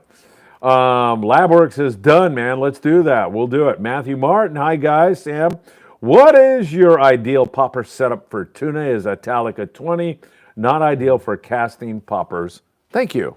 Thank you, Matt. I really wouldn't call it ideal. It's something that can be done with a super heavy popper. That Talica 20 just has so much spool weight, plus however much line you're going to have on there, it's a lot of weight. If you're talking about a small popper like one of the Tackle House, 150 or something like that, it just doesn't have enough. Well, you wouldn't cast very, very far. That's kind of a big question mark. With casting a popper, you got to have something that you can cast, and a smaller reel is going to accomplish that better. But then you got to have something you could bring in a big fish with. So you want to have both, right? I know a lot of guys would go with the smaller 2-speed, like a Talica 16, or a Torque 30 or Fathom 30 or something like that. But I would say that probably more fish over 100 pounds here locally, Southern California, not in the history of life or anything like that. But I would say probably more of them have been caught with a Tranx 500. That Tranx 500 does such a good job with castability. And also, too, it does a good job with laying the line down on the reel evenly. And the reason that's important is going to be that on your next cast, with most conventional reels, if you don't lay it on there evenly, you're just not going to cast very good. And so the popping motion that you're going to have to use makes it hard to put the line on there right, and you're just going to have a tough time eventually. 3 or 4 casts in, you're just not going to be able to cast. So I would say the Tranx 500 is probably going to be your best choice. And stick that on like a 7.5 foot, 8 foot rod.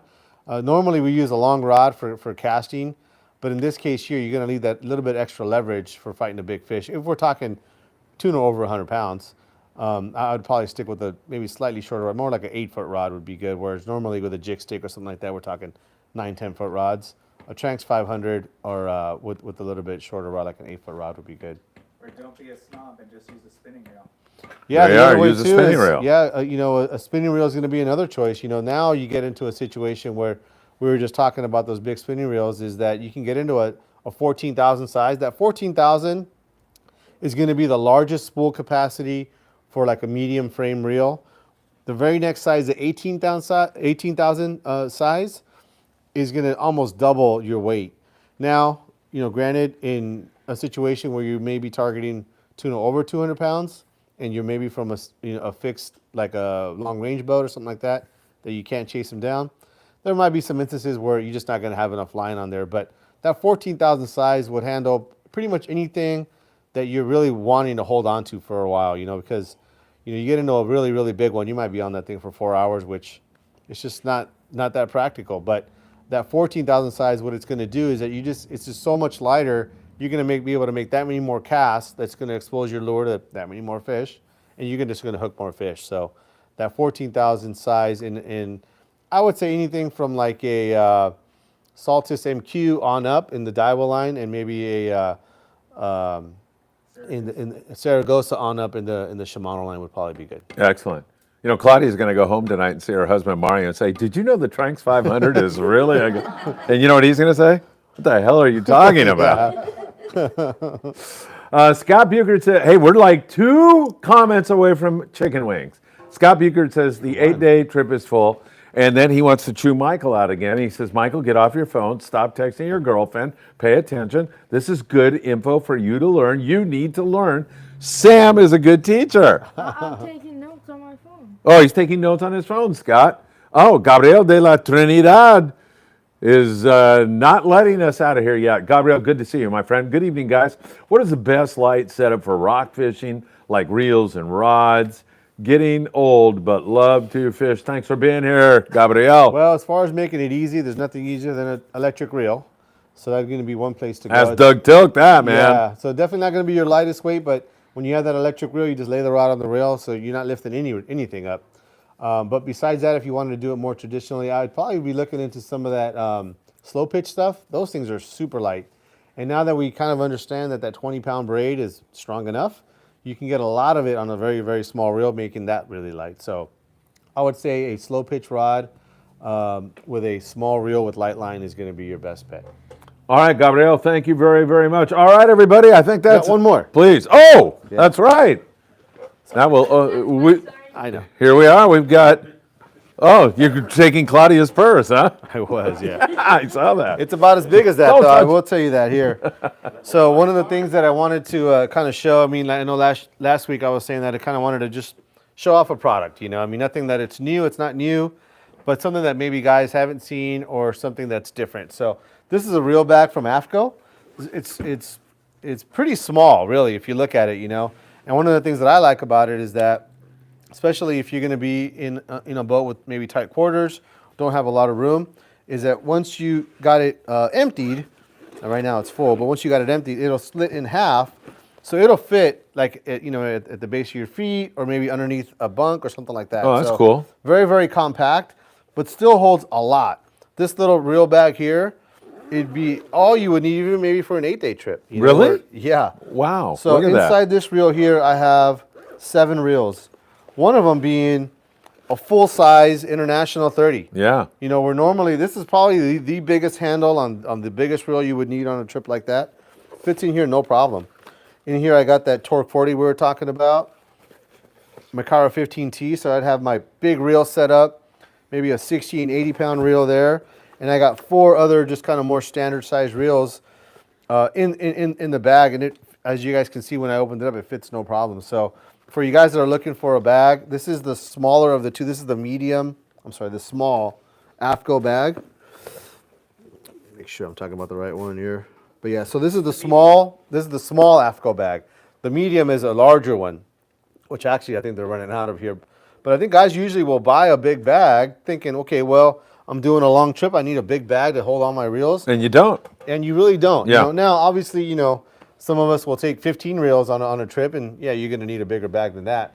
But a lot of times, you know, I hear a lot of guys saying, okay, well, what can I get away with? You know, what do I really need for these trips? You know, especially these 5-day trips and things like that. Even if you're going down there and catching this big tuna, this, in my opinion, would be all you would really need for a trip like that, and you'd be fully covered. I'd have a jig reel in here. I have 3 other smaller bait reels. I got 2 larger bait reels, and That's then great. a really big reel. Yeah. You know, and so to me, I think guys are overlooking this small bag. I don't know why. I mean, part of it, I do know why, because we all want a big bag to hold a bunch of reels. But for you guys that are looking for something compact, especially if you're going on a smaller boat, you're going down there, some of those San Diego boats just don't have as much room as Yeah. you would on a long range boat, you guys should consider this AFCO small reel bag. All right, good stuff. Hey, we got a whole bunch more questions. Let's get into it. We've got, can I tell you, man? What about We'll have to Scott? take them off the air, yeah. Scott said, what about the sand regulations? Scott's concerned about erosion, obviously, Yeah. on the Southern California beaches, and the white sea bass regulations that they voted on. Have you heard about that? I have not. Have They're you? trying to make the, I don't know what it is, but it's going up from 28 to, somebody said 39, longer. but I don't believe, that's a Yeah. big jump. Yeah. And then the sand bass are just trying to completely, What's sand bass? yeah, but that's what they're doing. They're all So, in Ensenada. yeah, I know, right? Yeah, And yeah. down below there, actually. Yeah. Scott, I'm not sure what to tell you on that one, but we will take a look at it. Tyler Tanaka, Friedman Adventure family, this AFCO reel bag is amazing. I own both the medium and the large. They are easy to pack, great protection, and easy to pack in duffel's luggage. to fly with. Highly recommended. Take it from Tyler. I love this guy, man. He does his research and always gives really, really sage advice. No question about it. Hey, did I skip over one? No. 310 Rodworks. That is, yeah. Sure, nope. That, I have 4 giant long-range reel bags, and now I feel like I need 2 of those medium. Yeah, I mean, that's what we've gone to. You know, on these trips, we would take a big one, plus maybe another one, and maybe some in our backpack or whatever. Yeah. And you know, like I said, yeah, granted, there's going to be guys who are going to take 15, 20 reels on a trip, and that's fine. I'm not saying you shouldn't do that, and you're going to need the bigger bag. But more often than not, I hear guys, you know, asking, okay, what's the minimum that I can get away with and still be fully covered? I think something a setup like this would be more than great. All right, cool stuff. Let's see, where are we? Where's Scott Bucher? It says, hi, Darren. Hey. Darren, Scott says hello. Halibut Man, that bag full of reels. It is full of reels. Yeah, that's awesome, man. I think it's pretty cool. Any recommendations Isaac wants to know on a good kill bag? So Got a good kill bag around here? These are going to fall out, watch out. So there's really like 2 main ones. There's the Daiwa makes a good one, right? Daiwa makes like a smaller one, Yeah. not really a full-size one. There's the Reliable. That's kind of the brand that's been out the longest. And then there's Deckhand Sports. Deckhand Sports has been doing a good job of bringing some really nice bags. And the thing that is nice about those is that they only make a few sizes. In the Reliable, they make a ton of sizes, which can be good too. So if you're looking for something very specific, you might go with the Reliable. The Deckhand Sports, a lot of guys have been going with that because it has a dual liner inside. So it is a little bit more waterproof, meaning that it won't leak, more leak-proof, I should say. Yeah. But those 2 brands would be good. All right, very good. Labwork says, I only ever fish 6 reels, 4 spinning and 2 OH. Overhead. Overhead. Yeah, I don't know. All right, that's it. No, wait a minute. We're not through quite yet. We're almost through. I do want to thank Claudia for coming down tonight. I want to thank Doug Tilk for his kindness and generosity. He took us lobster fishing last night. Now he's doing another beautiful deed for Claudia. And on another note, everybody who's watching out there, this whole room is full of such really good people. Really good people who do a lot of good, and I'm honored to have you all here. Sam, you included, my friend. Really, really good stuff. You're waiting for the joke, and there's no joke tonight, man. I am? Deeply serious about that. Some wings. Thank you all very much. Merry Christmas, everybody. Will we be back again next week? We shall see. I think so. Yeah, I think so too. Why not? All right. Yeah, we're going to be here. No, Tuesday. Hit that like button, everybody. We deeply appreciate it when you're able to do that. And thank you so very, very much for being here with us. I'm off to San Diego with a car full of rods, reels, tackle for the kids on Cedros Island in Mexico. Are we going to call Diego tonight from the chicken wing place? If you'd like to, Let's do it, man. We'll call Diego. Thanks, everybody.